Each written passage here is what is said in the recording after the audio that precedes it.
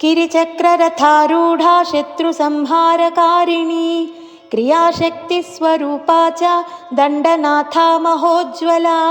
हलायुधा हर्षदात्री हलनिर्भिन्नशात्रवा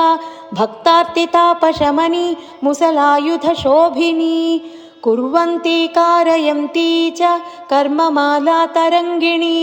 कामप्रदा भगवती भक्तशत्रुविनाशिनी उग्ररूपा महादेवी स्वप्नानुग्रहदायिनी कोलास्या चन्द्रचूडा च त्रिनेत्रा हयवाहना पाशहस्ता शक्तिपाणिः मुद्गरायुधधारिणी हस्ताङ्कुशाज्वलन्नेत्रा चतुर्बाहुसमन्विता विद्युद्वर्णावह्निनेत्रा शत्रुवर्गविनाशिनी करवीरप्रिया माता बिल्वार्चनवरप्रदा वार्ताली चैव वाराही वराहास्या वरप्रदा अंधिनी रुन्धिनी चैव जम्भिनी मोहिनी तथा स्तंभिनी चेति विख्याता देव्यष्टकविराजिता उग्ररूपा महादेवी महावीरा महाद्युतिः किरातरूपा सर्वेशी अन्तःशत्रुविनाशिनी परिणामक्रमा वीरा परिपाकस्वरूपिणी नीलोत्पलतिलैःप्रीता शक्तिषोडशसेविता नारिकेलोदकप्रीता शुद्धोदकसमादरा उच्चाटनी तदीशी च शोषणी शोषणेश्वरी मारणी मारणेशी च भीषणी भीषणेश्वरी त्रासनी त्रासनेशी च कंपनी कंपनीश्वरी आज्ञाविवर्तिनी पश्चादाज्ञाविवर्तिनीश्वरी वस्तुजातेश्वरी चाथ सर्वसम्पादनीश्वरी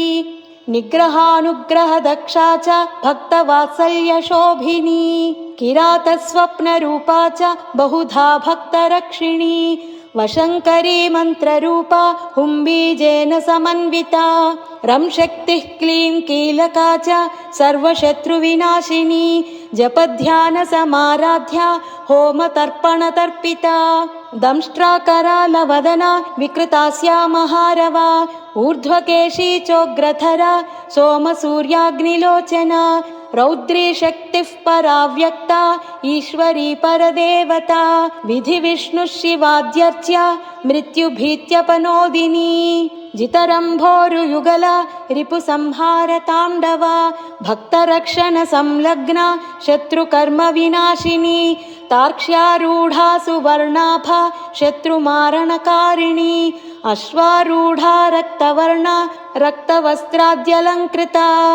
जनवश्यकरी माता भक्तानुग्रहदायिनी दंष्ट्राधृतधरा देवी प्राणवायुप्रदा सदा दूर्वास्या भूप्रदा चापि सर्वाभीष्टफलप्रदा त्रिलोचन ऋषिप्रीता पंचमी परमेश्वरी सेनाधिकारिणी चोग्रा वाराही च शुभप्रदा। इति श्री वाराही अष्टोत्तरशतनामस्तोत्रम् सम्पूर्णम्।